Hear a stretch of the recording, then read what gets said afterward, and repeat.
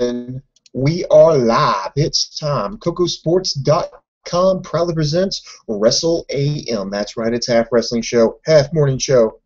Pretty much all BS. Now, I'm flying solo tonight. Here you got the sexiest man on all of Internet Wrestling Radio. That's right, boom, boom. Here's Shaking the Room live from beautiful Omaha, Nebraska. Now, kids, some of you may be wondering where the Doctor of Desire, Dave Kokotis, is. Do not panic and fear not, because if you're a regular, you already know. I shot him. No, I'm just kidding. Dave Kokotis is actually taking a much-needed vacation. He'll be back next week. So you got me holding down the fort while Dave is gone. And, for those wondering how Dave is, to be honest, I did get a phone call from him today. He was freaking out on me. He calls me up and he goes, boom, boom, boom, boom, oh my God, I think I just found a portal. And I was like, calm down, Dave, calm down. What do you mean you found a portal? He's like, well, I went through this opening and then I was like, saw like this huge, vast amount of area, land with all these structures and areas. I said, Dave, did you go through a door to get outside? It's like, oh, that's what it's called. And he said, yeah. And then I got freaked out because I saw this big burning ball in the sky, and it hurt when I stared at it. It was just really hot. It was putting off all this heat. What the hell was that? And I said, Dave, that's the sun. Okay, that's the sun. It's up there in the sky. Yeah, don't stare into that. And then he said, booms. Then there was like this hot Asian woman who just kept following me around. She never would call me by my real name. She never would call me Dave. She just kept calling me honey and dear. And I was like, Dave, don't panic. That's your wife. She lives in those areas of your house that you don't seem to go into anymore. Yeah, that's where she lives. And he was like, then wait a minute. What about those three little miniature things that look kind of sort of like me that keep asking me to feed them and stuff? I was like, oh, those are your kids. It's like, wow. Woo.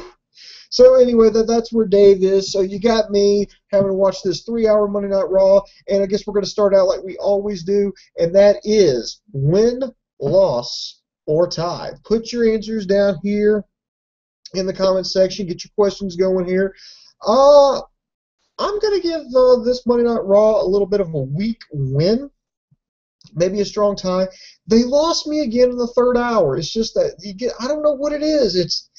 We get to that third hour, my fucking ADD just kicks in, and then all of a sudden I'm just like, I don't care about anything right now. So let's just, let's get ready to break it down here for this, for the August 25th edition of Monday Night Raw, live from Anaheim, California. Of course, now we started it out here, and I think this was a horrible way to start off Monday Night Raw. Is we started off with the Legends panel. Of course, they pulled out Hulk Hogan, who still wants a match, brother. Ric Flair, woo, and the showstopper himself, HBK. I really do. I think it was a waste of time. I can understand where they're coming from. They're trying to hype it up, but I'm so sick and tired of their hyping this. They're hyping this whole thing up like John Cena is an underdog and blah, blah, blah, blah, blah, blah. I mean, we've seen the same story 100 times, and they're playing off the whole, what happened at SummerSlam. With him, he just didn't get beat. He got fucking destroyed, and so they're all playing off that. Hulk Hogan seems to be the only one that was like behind him, brother. So, yeah. Again, I'm not interested in seeing that. Let's see here. Apparently, they brought up the match that John Cena won in Extreme Rules back in 2002. They're playing this up as the rubber match because of Lesnar's win. So I'm thinking, if Rusev is Rocky IV, then I think this title hunt with John Cena is Rocky III. Just think about it. In Rocky III, and if you have not seen that movie, you know what? I'm telling you right now, stop what you're doing. Even get off of this. Normally I don't tell people to quit watching, but if you've not seen Rocky III, it's like a fucking classic. You got to stop this, stop watching WrestleM, go to the internet, go to your, well, no, they don't have video stores anymore, but pirate it, whatever. I don't give a shit. Go to Walmart. Go find a copy of Rocky III and just watch it, because that's pretty much the script WWE's following for this. Because In Rocky 3, he's like, oh, Rocky Balboa, king of the world. Oh, out comes Mr. T as Clubber Lang. It's like, you're only the champion. You haven't beaten anybody. And then they get this match, and Clubber Lang just destroys Rocky. Just absolutely destroys him. And then there's Rocky. He's a broken man. He's lost his manager. He's on his own. Then suddenly he has to turn to Apollo Creed for help. And then he's got to do this comeback trail. And then he gets this title rematch against Clubber Lang. And that's the whole, he's not getting beat. He's getting mad. Yes. Got to have Burt Young in a movie. Hell, I think any movie with Burt Young in it deserves to win like a fucking Oscar. But anyway, I'm getting off track here. So they hype up the whole thing that, Cena, no, maybe it's time for him to hang it up. He needs to let it go. I understand, but, they've got to hype this up. But it's the same fucking song and dance we've heard 9 billion times before. So anyway,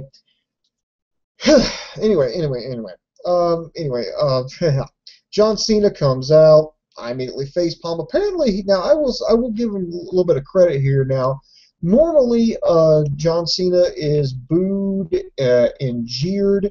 However,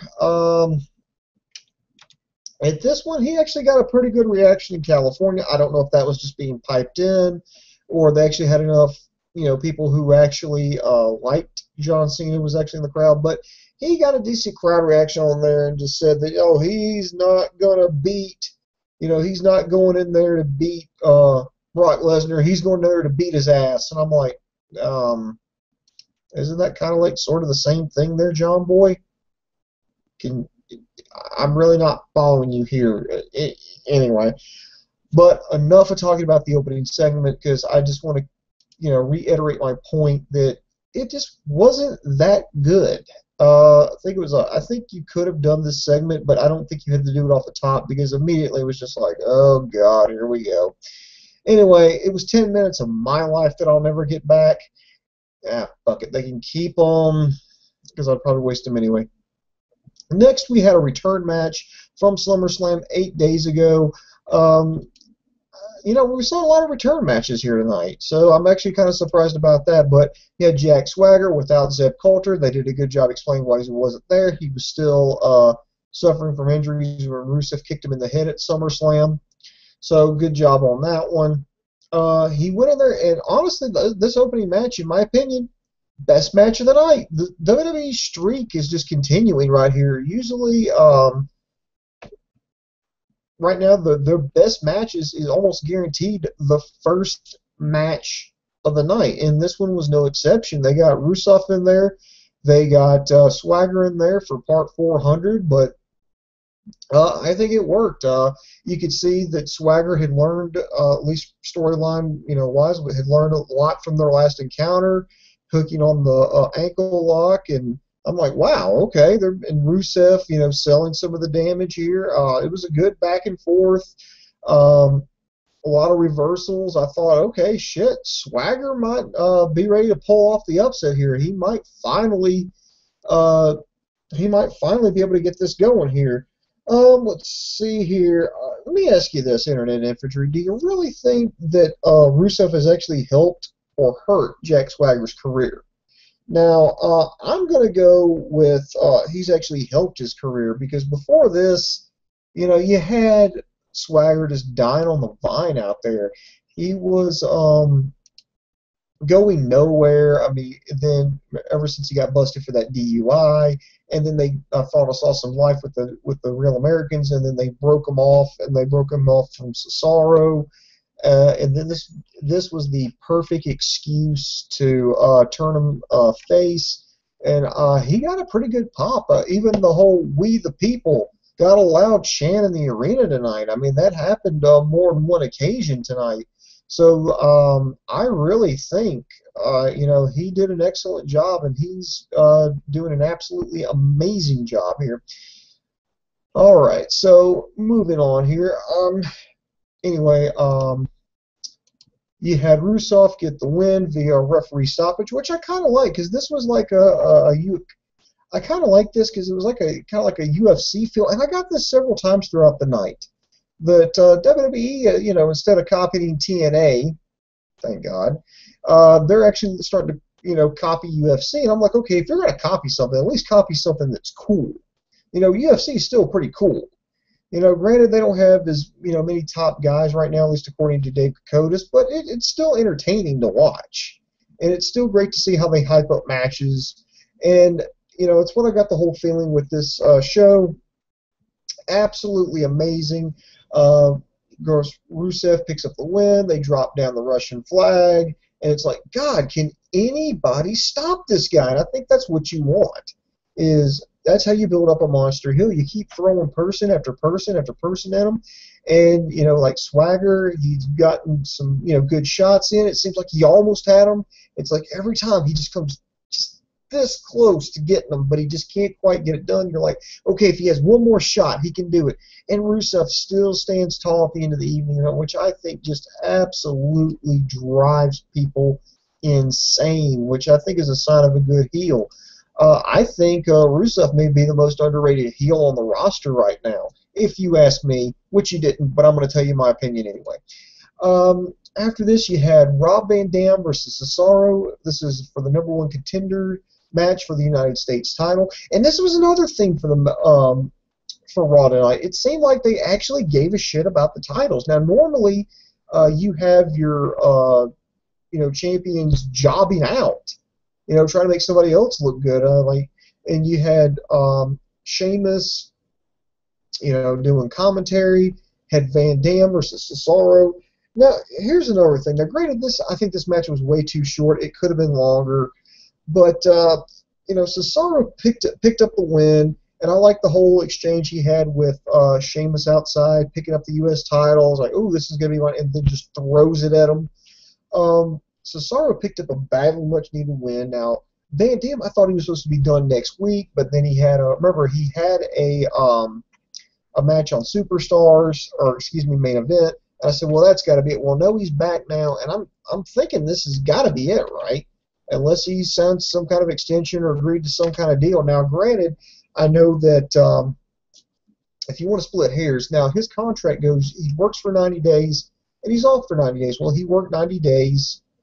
He left, and then he was gone. And he stayed gone past that 90-day period, so maybe they're counting that. They're saying that, hey, we kind of kept you off here, so can you work a little bit longer, work this little program out? Maybe that's what's going on. I don't know. But Cesaro got this win, and to me, it seemed like it meant more because Rob Van Dam had actually been on a winning streak. So, here he is. There's this guy on this winning streak. Cesaro was been on a backward slide. People are complaining about it. Well, boom, one match, one neutralizer later, boom, new #1 contender against Sheamus. And I think the thing that made it mean the most is the fact that, you had Cesaro pick up the win over a guy who was arguably on a winning streak. And plus, they cared about, cared about the title because, you had, they brought up, well, Cesaro's held it before, and you got Sheamus, and Sheamus is ready to defend it, and, he's like, oh, that's as close as he's going to come to winning that title. So I was like, wow, we should actually care about the United States title. It's not just a fucking prop like it has been for the past year and a half. So I really did like that. That was a absolutely great thing for WWE to do. I know that's something I complain about is that titles aren't treated with respect. Well, this show, they treated a lot of belts with respect. Speaking of that, the next match, you had Paige versus Natalya. Now, granted, this was a non-title match, and they brought up the reason that this was back was the win that Natalya got over Paige last week, thanks to a distraction by AJ. Again, nothing really wrong with this match. I just wish it was longer. This thing ran about 3 minutes. Here's my question. Since Natalya beat Paige, how come this wasn't a title match? That's kind of like my problem with it. I feel like if kayfabe, if you can make the champion, if you can pin the champion or make them submit, I think by that fact you automatically should become the #1 contender. And I think that's the way it should actually run. It was a decent match. A little bit of a submission style. Eventually, but the ending was just absolutely horrible. It was just like, oh shit, we got to finish this up now. crap, this last segment ran too far. Too far. We got to end it now. And it was just so awkward and out of nowhere. It just kind of killed the crowd. You had, the abdominal stretch, and then you shoot Paige weasels out of it. And they're just out of nowhere. Boom, Paige Turner. That's her finisher. And 1, 2, 3. Okay, I guess this is over with. So if you're going to end it like that anyway, make it a title match. Make it seem like it means something. And then you had AJ come out, and they decided to hug it out. And I don't know what happened past that point because I was fantasizing about something else involving AJ Lee and Paige, but I'd rather not get into that. But I think some of you guys know where I'm going with this, don't you? Okay, let's not think about that no more. All right. You saw him hug it out. You saw AJ kiss Paige's hand. Apparently, AJ's kind of going back to her roots as the crazy chick. You got Paige trying to provoke her. I'm interested to see where this goes. I think this is probably going to be one of the best Divas feuds since Trish Stratus and Lita back in the day. I mean, think about it. When's the last time we saw something like this that we actually cared about, where we actually cared about the Divas title and who's holding it, and we didn't care if either Diva actually won it because we were proud of both of them and they could put on a good match. So, overall, great segment. Next year was the Dean Ambrose eulogy, which I wasn't too thrilled about it, but I like how everything played up. You had, Kane, dearly beloved, we are gathered here. They bring out Seth Rollins, to deliver the eulogy about how he's gotten rid of Dean Ambrose once and for all. According to the dirt sheets, Ambrose should be back probably sometime right around Night of Champions, maybe just after. It's going to take about a month for him to film Lockdown. I'm interested to see how this whole thing plays out. I believe he started today on that film, so it's going to take him 4 or 6 weeks to shoot all that. Really want to see how that turns out. But what I liked about it was I love the fact that Seth Rollins blamed the fans for that. It's like, hey, you picked the stipulation. You're the ones who got him hurt, not me. I didn't want to do this, but you put me in that match. Now, granted, 2 out of the 3 options were still the same damn thing, but I did like it. Very heelish, good way to do it. And then he talked about how he built up the Shield and how how he should be allowed to destroy the Shield. And then that brought out Roman Reigns, which is absolutely perfect. Because, you finally have, Roman Reigns, finally answer the calls, answer the taunting, and plus it kind of pulls him away from that heavyweight title scene because you kind of want to pull back on him.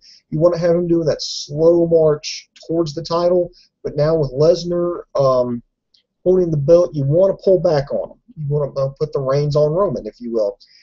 Pull him back from that feud. Why? Because if you have him go in there and lose to Brock Lesnar, you've done him absolutely no favors. You're going to kill all the momentum he's built up if you have him lose. So what better way? Put him in a little side feud. Again, it stays storyline. It's still perfect. You got, you got the Authority. That's who. You've had both Ambrose and Reigns feuding with the Authority, just with 2 different factions of it, and this one, it ties back in, so it makes sense, and it kind of gets him out of that title picture. So there you go. I think it's going to work absolutely fine. Next here was actually kind of a shocking segment here. You had the tag team champions, the Usos, Jimmy and Jay, versus the Rhodes Brothers, Goldust and Stardust, for the WWE tag team titles. And again, they treated the titles with respect. It's like, well, you know what? The Rhodes Brothers got a win over the champions last week, so, well, this week they're going to get a tag team title match. Hey, remember what I was just talking to about with the Divas title? They actually did it on this one. Now, I don't know what it is. I don't know if it's Cody Rhodes, but just the fans were just sitting on their hands for the duration of this match. It was just, it was just kind of dead. And, and I like both these teams. I like the Usos. I like the Rhodes Brothers. I mean, hell, the Rhodes Brothers were one of the few, bright shining stars, pardon the pun, during, last year, especially around this time. I think they are the only thing that saved Night of Champions last year. was that great tag team title match they had with the Shield, and when they got the victory and won the tag team titles. So it's definitely been one of the brighter points of the WWE as of late. Now, if some of you wonder why maybe I'm not answering questions or something right now, so I'm having trouble with the YouTubes. So please bear with me as I try to get these problems corrected. So everybody just hold tight. Keep your questions coming. I'm just hanging in there, trying to get everything knocked out here. So I do apologize if I'm not seeing it, but I'm working this while I'm trying to do like 100 things at once. So everybody, please bear with me.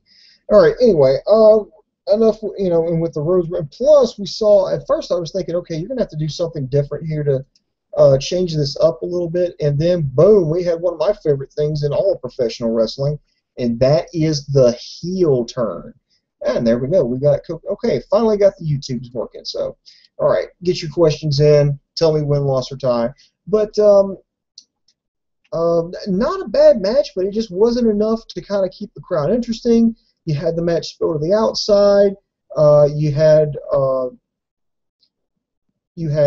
think it was Jimmy grabbed his knee. They did or excuse me, it was Jay that messed up his knee on the outside. The Rhodes Brothers got a count out win. Then you saw some frustration on Goldust's face. He's like, hey, this is our one and only opportunity to win these tag team titles. No, this is not the way we're going to do it. We're not going to have you guys fake an injury because you don't want to lose to us. No, we're going to have a rematch. We're going to have a rematch right now. And boom, heel turn. And I was like, okay, this is kind of what we need to kind of lighten things up or try to do a little bit of a change of pace. So I absolutely like that. Honestly, it wasn't. These two teams really weren't going anywhere as faces. I mean, hell, it was arguably last week the Rhodes Usos match was the worst match of the night last week. This week it makes things somewhat interesting. So I'm all in favor of the heel turn, just for the sake of spicing it up and having a little fun here. And maybe I'm just a sucker for just good old-fashioned heel turns. So yay heel turns. Next here we had an Intercontinental title match, or actually a non-title match. The Intercontinental Champion / CocoSports.com Internet Champion Dolph Ziggler versus the Miz's stunt double Damien Sandow, or Damien Sandow, however you want to do it.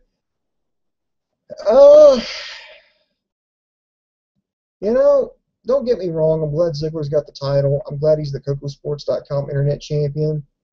But I don't want to see him presented like this. I like take two. I like Damien Sandow. I think he's actually a pretty good wrestler. I think he embodies what WWE's looking for. They're looking for, he's tall, he's educated, he's articulate, he's in well shape, looks great in a suit, is somebody you can trot out and not have to worry about on, public television. But yet they stick him with the saddle of, oh, he copies other people's gimmicks. And people are like, oh, yeah, just give it time, No, I'm tired of giving it time. And we've been giving this time since February, March? Maybe a little past WrestleMania. Is it panned out? I mean, does this pan out for anyone where their gimmick is where they copy other people's gimmicks? Did it work out for Charlie Haas? Did it work out for Eugene? I don't think so. So they're going to have to come up with something, or otherwise Sandow's about to get future endeavored. If you're not going to do anything with Sandow, I say send him back to NXT. Let him repackage himself. Do something. Do something with him. But they tried to get in some figure fours. They tried to play off the whole knee injury, which makes sense, and I do applaud him for that, trying to do the get it set up for a return match and try to use, the injury that Ziggler sustained last week, but he managed to hit the zigzag, got the pin. Miz fired Sandow, and then there we go. It was just like, okay, kids, that happened. Yeah. I did like the idea of a stunt double. I think that made sense in his world. I think having Sandow do it, it makes sense. Just in execution, the match, I think it should have went longer. I really do. I really think that match should have gone long. In fact, that's usually my biggest problem with WWE right now, with the exception of the opening match and the main event. I think no other match. Let me just double check here. Really didn't go that long. Let me just take a look here at the times. Let me indulge me for one moment. Yeah, that went okay. The opening match went 12 minutes 33 seconds. Next match went 3:34. Next went 2:50. Next went 7:33. So that's a little bit more. That's a little bit better. This one went 2:22. Let's see. Next one went 2:39. That one went 4 minutes even. Buck 35. Oh my God. 40. Okay, well that doesn't really count because that tied into that match. Yeah, the opening match was the longest one. And I really don't understand why you would do that. There's more wrestling action on NXT, and that's not even a full hour. That's like with commercials like 45 minutes. There's more wrestling action on NXT. There's more wrestling action on TNA, and that's a 2-hour show. I can't understand. For me, I can't understand for the life of me, Internet Infantry, why WWE just has these short matches. I mean, you'd figure with 3 hours to fill, they'd want to do longer matches and showcase their talent, try to get more people out there. But instead, they had, even if you count like the main event and then it going into a 6-man tag, 10 matches in 3 hours, and a lot of those are extremely short. All right. Anyway, I know I'm just babbling on, but let me know, guys, what you think here. All right, let's see here. Let's go to this, the Bella Double Trouble here. They had the segment where, the family reconciliation, Nikki and Brie. My God, this was fucking painful to watch. This went too long. This was like soap opera level acting, and it really reminds me again why I hate the Bellas. Now, I know, yes, I know that Nikki is John Cena's cock warmer, and I know that Brie Bella is Daniel Bryan's wife, and, wrestling-wise, she's just a little bit better, but it's just this storyline completely kills it for me, and it's just you have Nikki coming off as a fucking bitch, and maybe that's the idea, but I'm just like, everybody's like, I'm like, give me a break. I'm just not interested, and especially I'm kind of glad Stephanie McMahon didn't come out there and fuck it up even more. But are you guys even interested in this feud? Seriously, are you interested in it? I'm really not. Like I said, it's like soap opera degree acting. It's just childish. It's like, oh, it's all been about you. It's all been about you. And, it's just, you have one sister tries to be the good one and plays the victim. The other one like, no, I'm sick of you playing the victim. I'm sick of you trying to get the sympathy. What about me? You put me in this position. I'm like, no, Stephanie did. You should be mad at her. But I guess maybe that's the point of being a heel, where things don't make sense. At least to normal people, it doesn't make sense. But to the villain, it makes sense to them. Because I guess, as Michael P.S. Hayes, said, the villain is the hero of their own story. So I guess in that context, it makes sense. Anyway, next we had a handicap match: Roman Reigns versus Kane and Seth Rollins. Again, they're working with Roman Reigns. They're grooming him to be champion. I think Seth Rollins may actually be ready to be a champion. I think he'd be a great heel champion. Roman Reigns, a good face champion. Now, you know what? Fuck it. You know what? Let's just break with it here. Anyway, this match goes for about 2.5 minutes. Then it ends with the disqualification. Kane got hit with a spear, and then Rollins comes in and made the save with the Money in the Bank briefcase, caused the disqualification. They were going to try to recreate, what happened with Dean Ambrose with the cinder blocks. Well, long story short, Reigns breaks free, knocks out Kane, threatens to, tosses the cinder block at Rollins, and it shatters over the ring post, barely missing him. And of course, Rollins, being the cowardly heel, takes off. The reason what I'm breaking with is, I'm talking about the scenarios here because they keep bringing up, they kept bringing up, John Cena and Brock Lesnar in this return match, and now how he's the underdog. Trust me, this is all going to make sense in a second. I feel like when it comes to the WWE title situation, There's a lot of different scenarios they could do and have it make sense. Now, there's the one I just call it Cena wins. Because like I said, this is Rocky 3. And in Rocky 3, after, Rocky loses and goes in that rematch, oh, spoilers! He comes back and, finds that fire again. And in that return match, he just beats Clubber Lang's ass and wins the title back.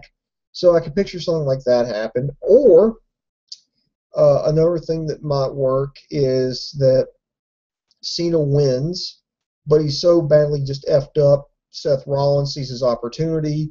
Boom, challenges an injured John Cena, wins the title. Boom, transition.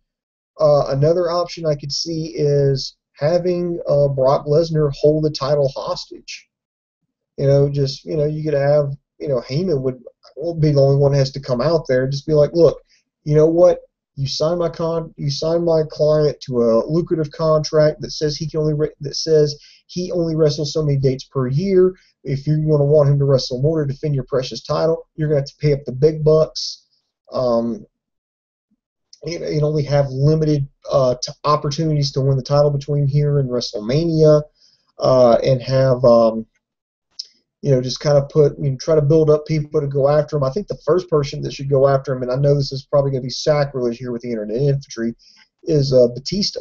He's about to come back. He's wrapped up, with Guardian of the Galaxy, promotion, everything. Hell, it just went back to #1 this weekend, as a matter of fact. He's about to come off of that tour. He'll come back, and kayfabe-wise, remember, he was promised a title shot, a one-on-one title shot. Remember, he got lied to. He could come out there and be like, look, I'm come to collect what's mine. And then you got two MMA guys going at it. Have Lesnar roll over him. Boom.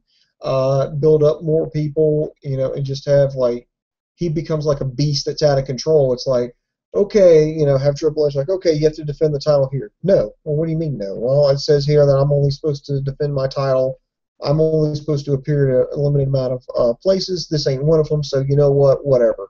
And nobody's going to be able to beat me because I'm a beast. And it's like, have it to where, okay, nobody can really beat this guy. We're going to have to, they're going to have to turn to somebody to beat him. And then have Roman Reigns win the Royal Rumble.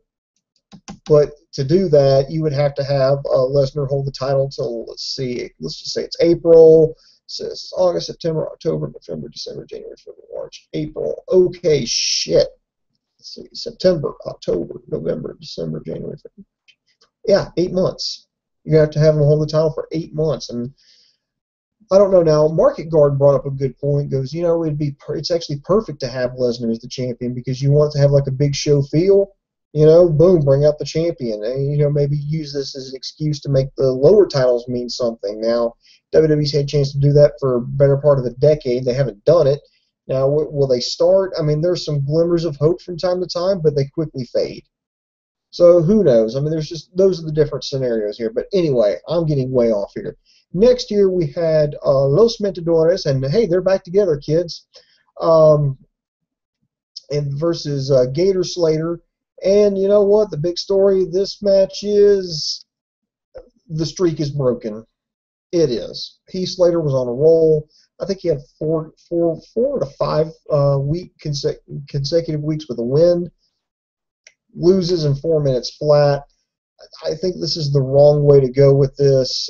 If you're going to make these guys a serious tag team, go for it. If not, then just let them go their separate ways. I'm in favor of keeping them together as a tag team, Gator Slater, because it gives them both something to do. And I kind of like the comical, they're trying to play off each other. It's like, I think it would be more funny if they kept winning. They were this dysfunctional team, and look, I know this has been done 100 times before, most recently with Team Hell No, but, what the hell is these two doing on their own? Nothing. So why not?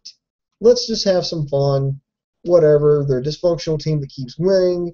They're polar opposites. They're the odd couple, however you want to put it. But am I the only one who just really doesn't like El Torito? I know, maybe I'm an asshole for even saying that, but I really don't. Aside from the WLC match, I really have no interest in El Torito. Yes, boom, boom, but he's a kid's character. I don't care.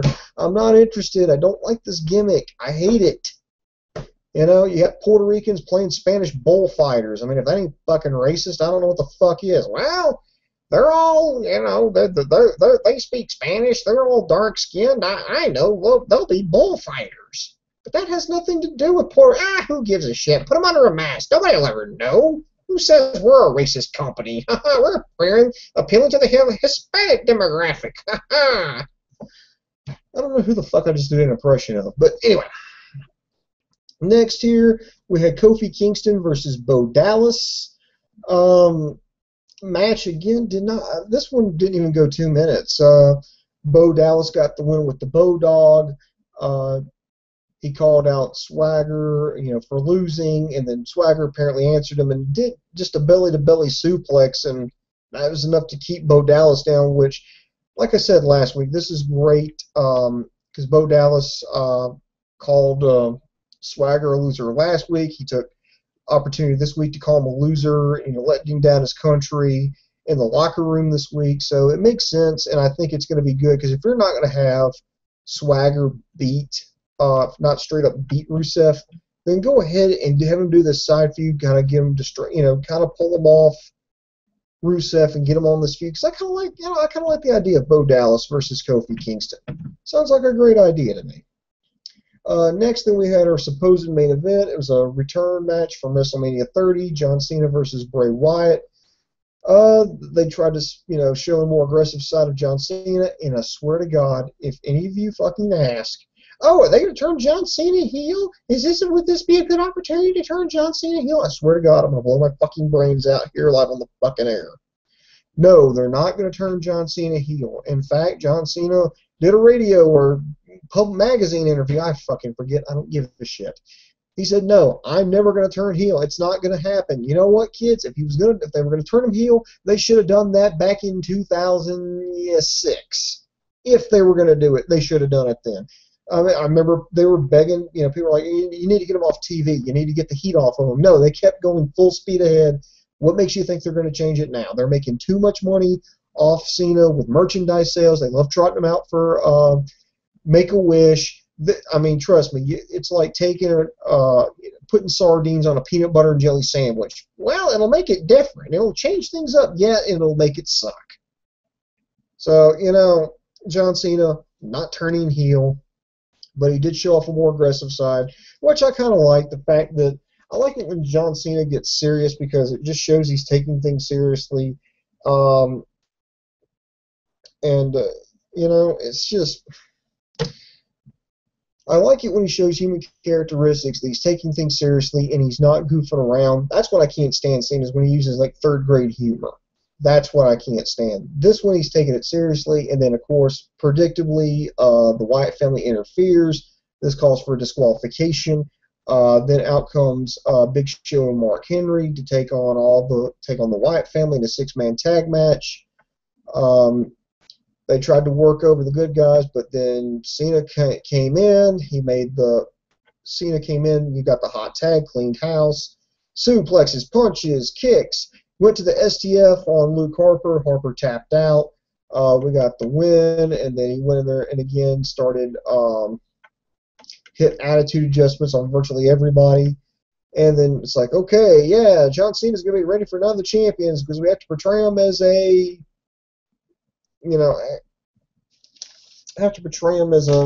the underdog because, God knows that formula's worked every fucking time. He's won the title 15 times. He's won Royal Rumbles. He's won virtually every, he's won the U.S. title. I think he's been tag team champion before. He's won WWE Championship, obviously, the World Heavyweight Championship, obviously, Money in the Bank. He's done virtually everything that you can do. But no. He's the underdog. He has to, fake some kind of injury or go up against some kind of monster, some kind of odds. But yeah. He's absolutely underdog. Now that I think about it, and a lot of the hatred that I have for these short matches, you know what? I'm going to change my vote. I was going to give it a weak win or a strong tie. I think I'm going to give it a strong loss or a weak tie. No, you know what? Strong loss. Strong loss. Because now that I think about it, I absolutely enjoyed the opening match. I was like, okay, this is great. And then I was like, all right, Rob Van Dam versus Cesaro. Okay, this is pretty good. It's not as long as I like, but it's still pretty good. It's like Paige versus Natalia. Okay, I like where this is going. And then after that, it kind of drops, and I'm like, okay, here's the tag match. Okay, well, there's a heel turn. That makes sense. And then it just dropped out. The bottom just completely dropped out come the fifth match, the Intercontinental title match. And then the Bella Twins segment just had me looking around, wanting to do something else. The Roman Reigns Roman Reigns versus Kane and Seth Rollins in the handicap match. I was like, okay, let's see how, and it's over. What do we got next? Oh, Los Matadores. Fuck you. Bo Dallas versus Kofi Kingston. Okay, I like that, and the match is over. John Cena versus Bray Wyatt. Oh, he's not done burying him yet? Oh, a disqualification. Okay, we're going to get to see a six-man tag match, and no, it's Super Cena again.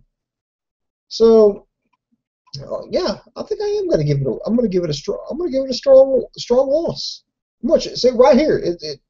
Actually, this is the second time I've done this in the history of the show, but no, after reviewing the show, I've actually changed my vote because I've convinced myself that this show sucks. Now, if you've missed this show, you're obviously better than we are. Apparently, WWE was up against the Emmy Awards tonight, and they were wanting to bring out with guns blazing. That's why they brought in the legends, but I think they absolutely failed. I don't know who they were trying to take away from their own audience, or were they just trying to get through cruise control. So if their audience did skip Raw tonight and watch the Emmys, they wouldn't feel like they missed anything come next Monday. Yeah, I know, but okay. Anyway, if you haven't watched this show and you're determined whether or not one, you can skip it. Yes, no titles change hands. It was predictable with John Cena. Let's see. What would I recommend? You definitely need to watch the opening match, Jack Swagger versus Rusev. It advanced the storyline there, and I thought that was pretty good. Van Dam versus Cesaro, if you're a hardcore Cesaro fan. The Divas Championship, it's kind of predictable. It's not much really different than last week. The tag team champs, you know what? The crowd set in their hands, and I don't know if I can really defend this. Let's see, going on here. The Intercontinental Championship match, or with the champion, skip it. Bella Twin segment, skip it. Roman Reigns versus Kane and Seth Rollins, it's over with before you know it. It ends in a DQ. Los Matadores the tag match with Los Matadores versus Gator Slater, skip it. Kofi Kingston versus Bo Dallas, don't blink or you'll miss it. John Cena versus Bray Wyatt, predictable, and leading to the six-man tag match. Hey, you don't need Teddy Long to make those matches anymore. Holla, holla. Yes, just skip it. It's just an absolutely forgettable show. I honestly, I don't get creative. I really don't. This is just, it's horrible booking. It's horrible. But, all right, let's get to some of your questions and comments. I do apologize. It's taken me forever to kind of get things loaded up here, so thank you for bearing with me. I do appreciate it. Let's see. Start out with Fran Yelly. He says, strong loss. It felt like pandering to Cena night. Well, no shit. Nothing really called my attention. Yeah, you got that right. Let's see here. Starting about Alex the Sauce Boss. Awesome name, as always. Says, weak win. Got to see my peeps on the show, and it was my hometown. Hey, well, I hope you. Well, Alex, were you on the show? I really hope you were, because I can, make a big, internet infantry sign. You can hold it up. Trey Beeman says, loss. Mr. the King is apparently apologetic to me. He's saying that I got, I drew the short end of the stick, or short straw, because the Raw was so bad. And words can't describe how bored I was. Most of the dead crowd I've ever heard give me a loss. Montaku 6, loss. Let's see. Mr. the King, RFW, I hate both. Always referring to the AJ and Paige. I hate both of them, and I'm not into the lesbian shit. I'm there for the wrestling, not skipping any crap. I'm angry. I don't know if I ever saw like an adult film starring AJ Lee and Paige together. And I'm just saying, I'm not saying I would buy it, but I'm not saying if I got it for free, I wouldn't watch it. Okay, that just kind of went down. Let's see the Page 8 feud. Let's see Modern Warrior. Modern Warrior 24 says, is this really all creative can come up with to further the AJ Lee and Page feud by interrupting each other in every match? Fucking dumbass creative. Yeah, I actually agree with you. Tiffany Nicole, she says, lost. Did Bray Wyatt piss off Randy Orton? What was the purpose of having Cena demolish him? I guess they needed somebody with some kind of credibility that's starting to rebuild credibility up against John Cena. Um, I'm with you, Tiffany. Or Tiffany. God damn it, Nicole. You know what? Your guess is as good as mine. I think sometimes they just draw random names out of a fucking hat because I'm thinking the one person they didn't need to have Cena have a match with because you can't really have him take a loss. Because he's only gotten one win in past 2 months is Bray Wyatt, but apparently he wasn't done. Let's see, Mr. Biggs, aka the bad guy, he says he's not interested in the Brie versus Nikki feud, and they should completely focus on AJ and Paige. I absolutely agree. Let's see, Hook and Shoot. Hey, Hook and Shoot is back. Welcome back, sir. I missed you.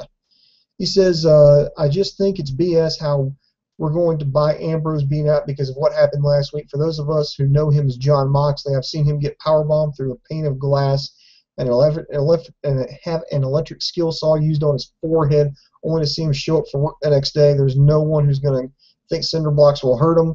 Well, that's the thing. He's not John Moxley. He's Dean Ambrose. And you know what? He's going to be out shooting an action film. It makes sense. And I think you really need to have this feud between Ambrose and Rollins culminate at Hell in a Cell.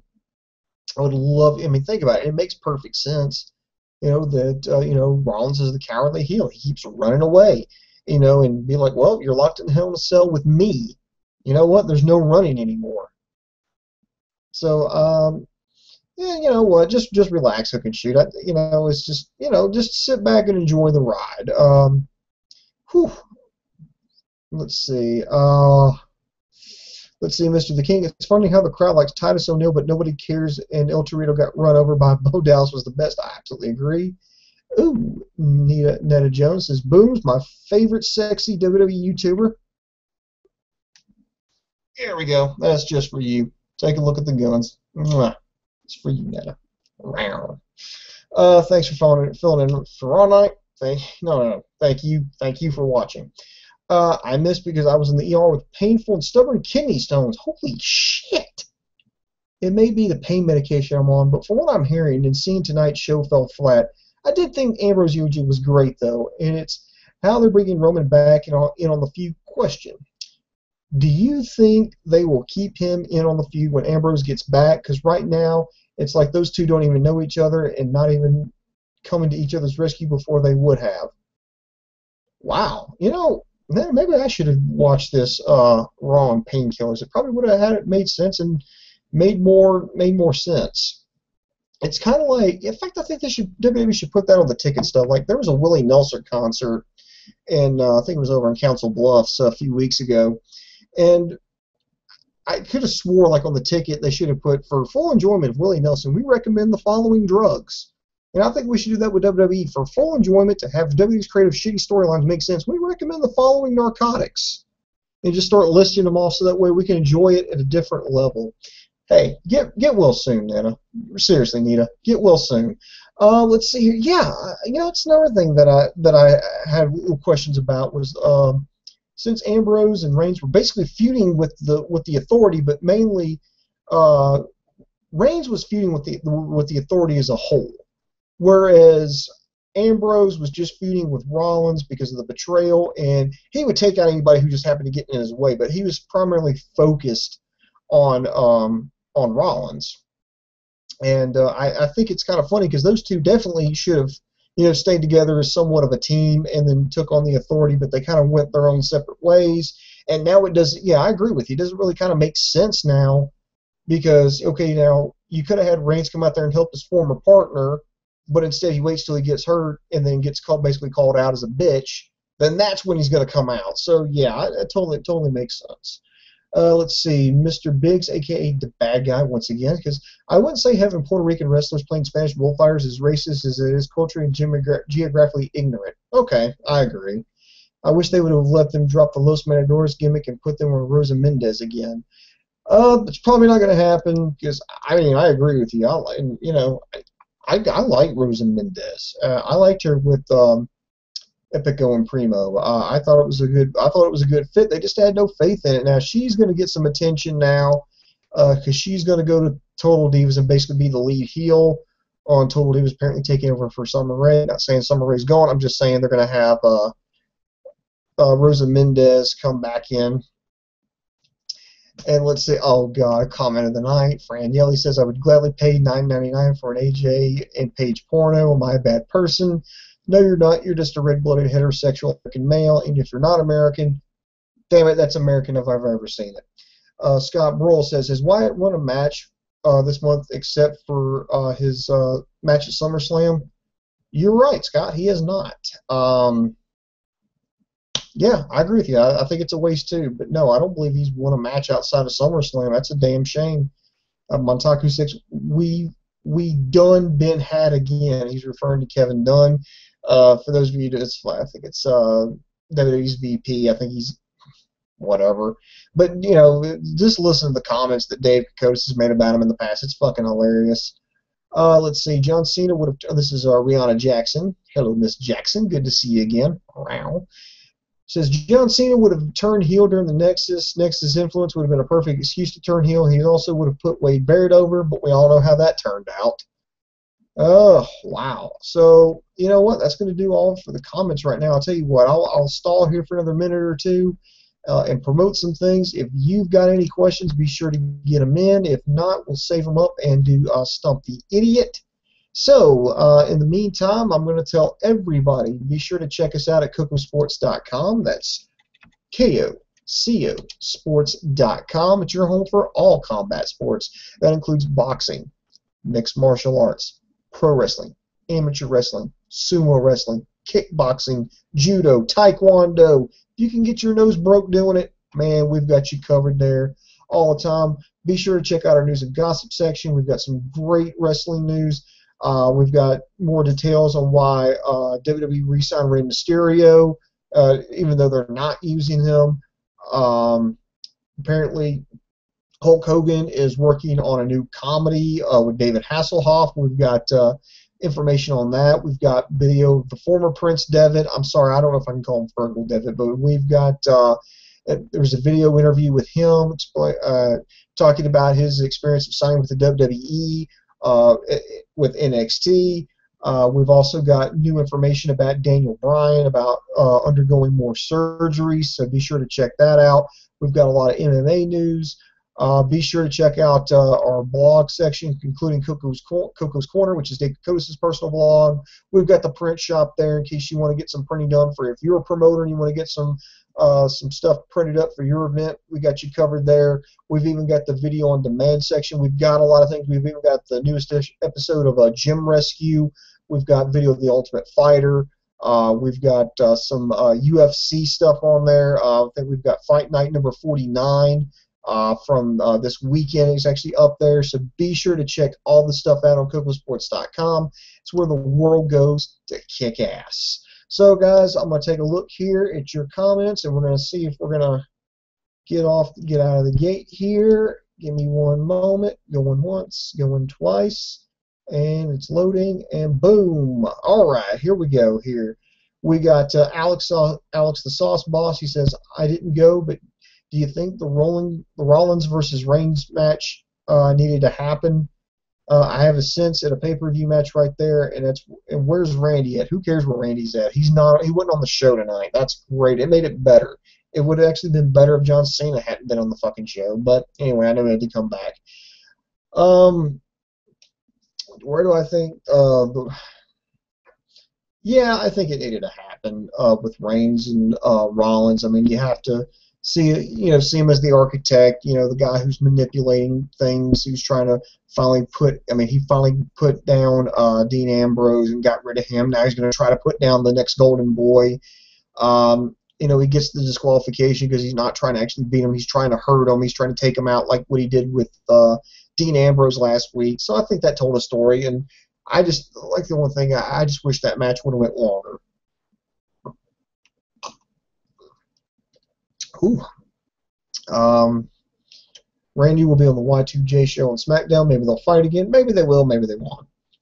Then I am Mikey, Mike Ashman. He says, do you feel WWE is shooting themselves in the foot with the current building of Dean Ambrose versus Seth Rollins feud?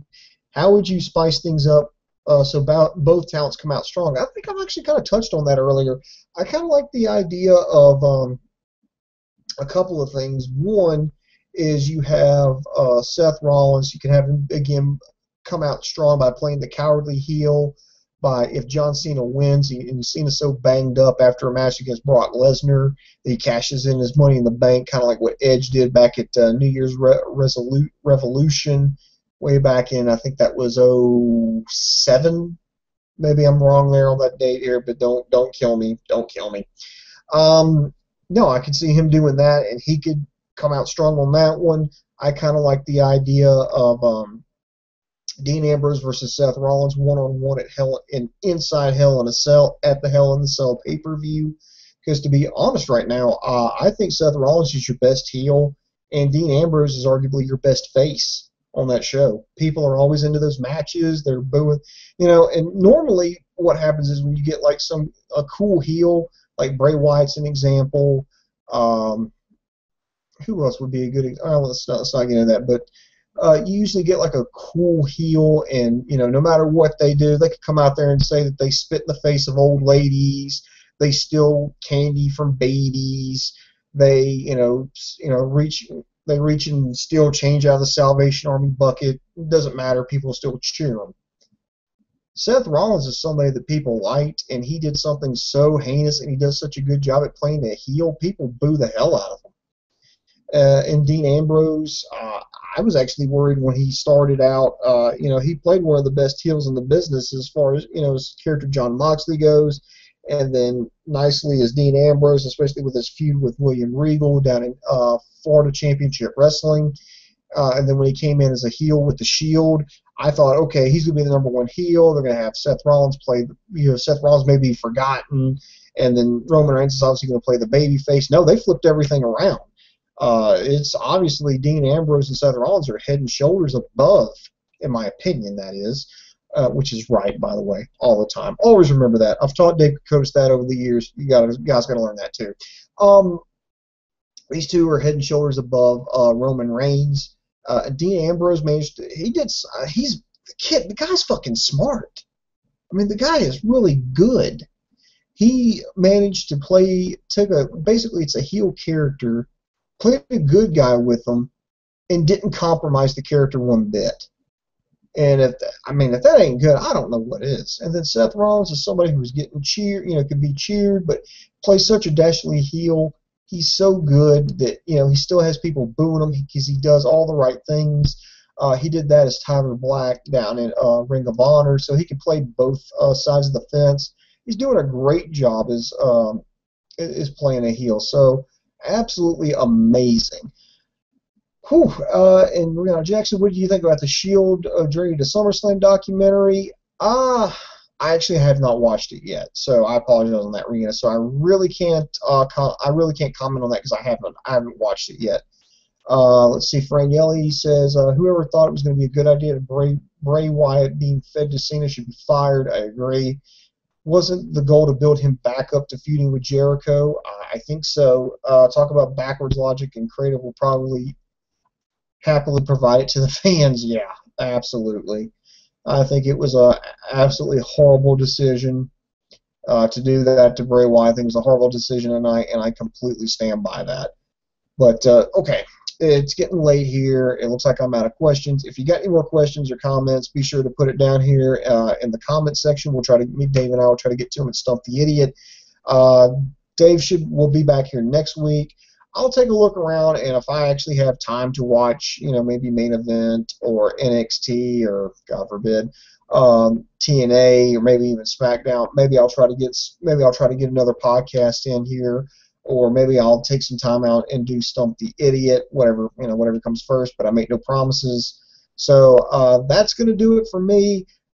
Be sure to check us out at cookingsports.com. It's where the world goes to kick ass. Thank you for tuning in. We love you.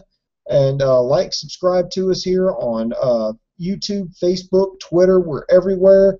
Make sure to share the show, get the word out about the Internet Infantry, help us keep growing and keep those subscriptions going up. Right now we're just over 5,000. I'd like to see 6,000 before the year's end. So it sounds like it's impossible, kids, but I think we can really do it if we really push hard. So spread the word about the Internet Infantry and keep on recruiting, baby. So I want to thank everybody for tuning in tonight. Thanks for bearing with me. So this is Boom Boom for my partner, Dave Kokotis. I am over.